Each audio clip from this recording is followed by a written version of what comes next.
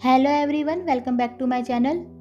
Last part में हमने देखा था वॉर के बाद इबो कोमा में चला जाता है। तो चलो अब हम आगे का पार्ट शुरू करते हैं। एक एल्डर रॉयल बीटा क्वन से माइंड लिंक करती है और कहती है जल्दी से किसी हीलर को बुलाया जाए, क्वीन को हीलर की ज़रूरत है। तभी वहाँ सब लोग इबो को भी महल में ले आते हैं। अभी भी इबो के मुंह पर ऑक्सीजन मास्क लगा होता है और उसे नीडल से ब्लड दिया जा रहा था। वो एल्डर जैसे ही इबो को देखती है तो सोचती है किंग इतनी धीरे धीरे सांस क्यों ले रहे हैं। फिर वो एल्डर कहती है किंग को दूसरे रूम में ले जाओ। तब वे इबो को जान के साथ वाले रूम में ले जाते हैं। अब वो एल्डर कहती है शानलू और जोआईमंग, तुम भी वापस जाकर अपने कपड़े चेंज कर लो। ये सुनकर शानलू और जोआईमंग महल से बाहर चली जाती है। तभी अचानक से उन्हें एक लड़की महल की तरफ आती दिखती है। तब शानलू कहती है तुम कहाँ जा रही हो। फिर वो लड़की स्माइल करती है और कहती है मैं एक हीलर हूँ, क्या आप लोग एक हीलर को नहीं ढूंढ रहे थे। ये सुनकर जोआईमंग कहती है हाँ, लेकिन तुम इतनी जल्दी यहाँ कैसे आ गई। तब वो लड़की कहती है मैं यहाँ पास में ही थी, इसलिए जल्दी से यहाँ आ गई। अब हमें चलना चाहिए, मैंने सुना है क्वीन और ज़्यादा वीक होते जा रहे हैं। तब शानलू कहती है लेट्स गो। फिर वे सब महल के अंदर चले जाते हैं। जैसे ही महल में सबको पता चलता है कि हीलर आ गई है, सब उस लड़की की तरफ देखने लगते हैं। अब वो एल्डर भी वहाँ आ जाती है और उस लड़की को देखने लगती है। वो लड़की एक टीनेजर जैसी लग रही थी। उसने white jeans, white t shirt और वाइट शूज़ पहने हुए थे और उसके लंबे बाल खुले हुए थे। वो लड़की सबको देखकर स्माइल करती है। तभी वो एल्डर सबको माइंड लिंक करके सर झुकाने को कहती है। फिर सभी उस लड़की के सामने बो करते हैं। वो लड़की भी सबको बो करती है और कहती है I am sorry high ranker, मैं बो करना भूल गई थी। तभी वो एल्डर कहती है इट्स ओके, प्लीज़ अब आप क्वीन को हील कर दें। तब वो लड़की बिना किसी के बताए ही अपने आप जान के रूम में चली जाती है और दरवाज़ा बंद कर देती है। ये देखकर रॉयल बीटा क्वन कहता है ये क्या हो रहा है। फिर वो एल्डर कहती है कुछ नहीं। उधर रूम में वो लड़की जान के पास चली जाती है और उसके पास बेड पर बैठ जाती है। अब वो अपने कपड़े और अपना चेहरा चेंज कर लेती है। अब मून गॉडेस कहती है माय चाइल्ड, तुमने बहुत दुख देखे हैं हनी, पर अब और नहीं। मेरे बच्चे उठ जाओ, तुम्हें स्ट्रांग बनना है। तुम्हारे प्रिंस को तुम्हारी ज़रूरत है, तुम्हारे किंग को तुम्हारी ज़रूरत है, पर अगर वो जिंदा रह पाया तो। फिर मून गॉडेस जान के सिर को सहलाने लगती है। तभी जान के चारों तरफ वाइट रोशनी होने लगती है और जान धीरे धीरे ठीक होने लगता है। 10 मिनट तक मून गॉडेस ऐसे ही जान के बालों को सहलाती रहती है और फिर रुक जाती है। अब वो जान को प्यार से देखती है और डोर की तरफ चलने लगती है। दरवाजे तक पहुंचकर वो फिर से अपने पहले वाले रूप में आ जाती है और फिर कमरे से बाहर चली जाती है। कमरे के बाहर सब उसका वेट कर रहे थे। तब वो लड़की कहती है अब वो हील हो गया है, थोड़ी देर के बाद उसे होश आ जाएगा। तब वो एल्डर बो करती है और कहती है थैंक यू सो मच। फिर वो लड़की स्माइल करती है और वहाँ से जाने लगती है। तब वो एल्डर हेजिटेट करते हुए कहती है क्या आप हमारे किंग को नहीं देखेंगी। ये सुनकर वो लड़की इबो के रूम की तरफ देखने लगती है और कहती है नहीं। ये कहकर वो वहाँ से चली जाती है। तभी अचानक से टालुअन वांग अपने मेट के साथ उस एल्डर के पास आता है। टालुअन कहता है अब आप हमें भी जाने की इजाज़त दीजिए। फिर वो एल्डर कहती है थैंक यू हमारी हेल्प करने के लिए, लाइकन टालुअन और छाई शुकौन। तब टालुअन कहता है, क्या मैं आखिरी बार क्वीन से बात कर सकता हूँ? वो एल्डर कहती है, हाँ। तब छाई शुकौन कहता है, मैं कार में तुम्हारा वेट कर रहा हूँ, जल्दी आना। ये कहकर वो वहाँ से चला जाता है और टालुअन जान के रूम में चला जाता है। अब टालुअन जान के पास बेड पर बैठ जाता है। फिर टालुअन कहता है, यू आर सो ब्यूटीफुल, लेकिन अब मुझे एक मेट मिल गया है और देखो मैंने उसे रिजेक्ट भी नहीं किया। जिसने तुम्हें इतना टॉर्चर किया, तुम उसे इतना प्यार कैसे कर सकते हो? शायद इसलिए क्योंकि तुम उसके लिए ही बने हो। फिर टालुअन कहता है, लेकिन तुम हमेशा मेरा वही पहला प्यार रहोगे जिसकी आंखें सबसे सुंदर है। अब टालुअन जान के फेस को टच करना चाहता है, इसके लिए वो अपना हाथ आगे बढ़ाता है, पर फिर वो रुक जाता है। अब टालुअन बेड से उठ जाता है और कहता है, गुड बाय माई क्वीन, किंग और प्रिंस के साथ हमेशा खुश रहना। जब भी तुम्हें मेरी ज़रूरत होगी मैं हमेशा तुम्हारे साथ रहूँगा। तब वो जान को बो करता है और वहाँ से चला जाता है। थोड़ी देर के बाद जान भी अपनी आंखें खोल लेता है और अचानक से उसे सब कुछ याद आने लगता है। जान तभी रूम से बाहर आ जाता है तो सब जान को देखकर बो करते हैं। जान कहता है, कहाँ है वो? तब वो एल्डर इबो की रूम की तरफ देखने लगती है। जान तब धीरे धीरे रूम की तरफ जाने लगता है। तभी वो एल्डर कहती है, क्वीन किंग कोमा में है। ये सुनकर जान रुक जाता है और कहता है, क्या? तभी दूसरा एल्डर कहता है, क्वीन वो कोमा में है, पता नहीं कितने टाइम तक वो ऐसे ही रहेंगे। क्या हमें होप रखनी चाहिए या नहीं, क्योंकि किंग की हालत बहुत खराब है। ये सुनकर जान गुस्से में कहता है, इसका मतलब क्या है, होप रखनी चाहिए या नहीं?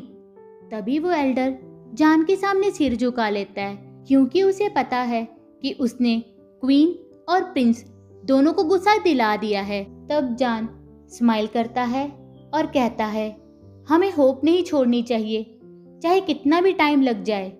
ये कहकर वो इबो के रूम में चला जाता है।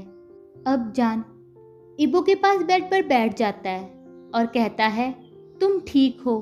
हाँ तुम ठीक हो, अब उठ जाओ प्लीज़, मुझे डर लग रहा है। आपको उठना ही होगा, आपको याद है ना, हमें हैप्पी एंडिंग करनी है। आप, मैं और हमारा बेटा, प्लीज़ उठिए। ये कहकर वो ज़ोर ज़ोर से रोने लगता है। अब 1 महीना हो चुका है, पर इबो अभी भी कोमा में ही है और इबो की हालत में कोई सुधार नहीं आया। अब जान की प्रेगनेंसी को भी 1 महीना हो चुका है। जब से इबो कोमा में है तब से जान ने इबो के बिजनेस को भी संभाल लिया है। एक दिन रॉयल बीटा कुअन जान से मिलने आता है और कहता है, क्वीन दूसरे पैक के साथ जो प्रॉब्लम थी वो सॉल्व हो गई है। थैंक यू क्वीन, सब चीज़ों को इतनी आसानी से समझने के लिए। तब जान कहता है, वेलकम। फिर रॉयल बीटा कुअन हेजिटेट करते हुए कहता है, क्वीन आई थिंक अब हमें प्रिंस को किंग अनाउंस कर देना चाहिए। ये सुनकर जान चिल्ला कर कहता है, इनफ, हमारे किंग जल्दी ही उठ जाएंगे, तुम ऐसा कैसे कह सकते हो? तब रॉयल बीटा कुअन अपने घुटनों पर बैठ जाता है और कहता है, आई एम सॉरी क्वीन, लेकिन दूसरे पैक हमारे किंग के बारे में बातें करने लगे हैं। हमारे पास क्वीन है और हमारे किंग कोमा में है, लेकिन फिर भी आप समझ सकते हैं कि मैं क्या कहने की कोशिश कर रहा हूँ। तब जान धीरे से कहता है, इस तरह की बातें दोबारा मत करना, लोग जो कहना चाहते हैं कहने दो, हमारे किंग ठीक हैं, वो जल्दी ही उठ जाएंगे। ये कहकर जान इबो के रूम में चला जाता है। अब जान इबो के पास ही बेड पर लेट जाता है और उसके हाथ को अपने टमी पर रख लेता है और अब जान रोते रोते वहीं सो जाता है। दूसरी तरफ इबो मून गॉडेस के साथ चेस खेल रहा है। अब इबो कहता है, वो फिर से रोने लगा है। तब मून गॉडेस कहती है, मुझे पता है। फिर इबो कहता है, अगर आप मुझे भेजना नहीं चाहती तो प्रॉपरली मुझे मार दीजिए, लेकिन अगर आप मुझे भेजना चाहती हैं तो मुझे जल्दी से वहाँ जगा दीजिए। ये सुनकर मून गॉडेस कोई आंसर नहीं देती। तब मून गॉडेस कहती है, तुम्हें हर चीज़ समझने में बहुत टाइम लगता है। फिर मून गॉडेस स्माइल करती है और कहती है, गो नाउ। तब इबो देखता है कि वो धीरे धीरे गायब होने लगा है। फिर इबो जल्दी से बो करता है और कहता है, थैंक यू मदर। अब रूम में इबो अपनी आंखें खोल लेता है और जान की तरफ देखने लगता है। इबो का हाथ अभी भी जान के पेट पर ही होता है। अब इबो जान के फेस को टच करता है। इससे जान भी अपनी आंखें खोल लेता है। इबो को देखकर जान स्माइल करता है और फिर रोने लगता है। जान कहता है, ये सपना नहीं है ना? तब इबो जान को टाइटली हग करता है और कहता है, नहीं, ये सपना नहीं है। फिर इबो जान को सॉफ्टली किस करता है और कहता है, जान, आज से हमारी हैप्पी एंडिंग शुरू हो गई है। मुझे नहीं पता था कि मेरा मेट इतना स्ट्रांग है। तब जान कहता है, क्या मैं हूँ? फिर इबो प्राउड के साथ कहता है, हाँ तुम हो माय लव। हमें इकट्ठे बहुत सारी चीज़ें करने की ज़रूरत है। तब जान कहता है, हाँ हमें ज़रूरत है। तभी अचानक से इबो जान से कहता है, आई लव यू। ये सुनकर जान शांत हो जाता है। उसकी आंखों से अपने आप ही आंसू बहने लगते हैं। तब जान इबो को टाइटली हग करता है और कहता है, I love you more than anything.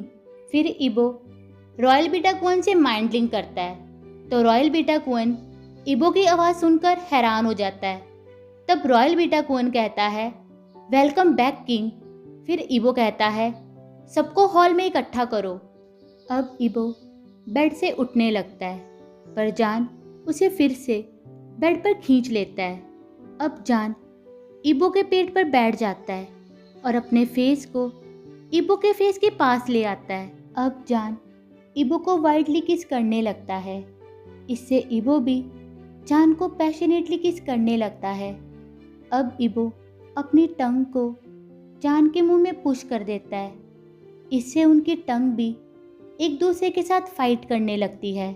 अब जान भी इबो की टंग को जोर जोर से सक करने लगता है। इसी तरह से ही वे 5 मिनट तक एक दूसरे को किस करते रहते हैं और फिर धीरे धीरे किस को तोड़ते हैं। अब इबो जान के लिप्स को टच करता है और कहता है, मैंने इन लिप्स को बहुत मिस किया। फिर जान कहता है, मैंने भी आपको बहुत मिस किया। तब इबो कहता है, मुझे पहले शावर लेने की ज़रूरत है। ये कहकर इबो अपनी टी शर्ट को उतार देता है। इससे जान अब इबो की बॉडी को देखता ही रह जाता है। ये देखकर इबो फिर से जान के लिप्स के पास आता है और कहता है, तुम प्रेग्नेंट हो, तुम्हें ये सब चीज़ें नहीं करनी चाहिए। मेरा मतलब है हमें नहीं करनी चाहिए। ये सुनकर जान इरिटेट हो जाता है और कहता है, मुझे पता है कि मैं प्रेग्नेंट हूँ, लेकिन क्या हम? वो इतना ही कह पाता है कि इबो उसे बीच में ही रोक देता है। फिर इबो कहता है, शट अप, यहीं बैठो, मैं अभी शावर लेकर आता हूँ।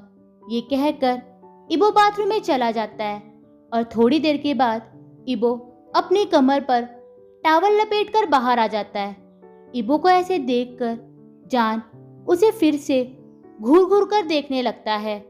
अब जान गुस्से में कहता है, आप इस तरह से मुझे सेड्यूस क्यों कर रहे हैं? ये कहकर वो एक पिलो इबो के फेस पर फेंकता है। ये देखकर इबो स्मग करता है और कहता है, ऐसा ही फील होता है जब आप करना चाहते हो लेकिन आपका मेट आपको करने नहीं देता। ये सुनकर फिर जान कहता है, आपकी इस स्मग को हटाने के लिए आप मुझे चिल्लाने पर मजबूर मत कीजिए। ये सुनकर इबो जल्दी से स्मग करना बंद कर देता है और कहता है, मुझे अब रेडी हो जाना चाहिए फिर इबो मीटिंग के लिए रेडी हो जाता है। इसके बाद इबो और जान दोनों मीटिंग के लिए चले जाते हैं।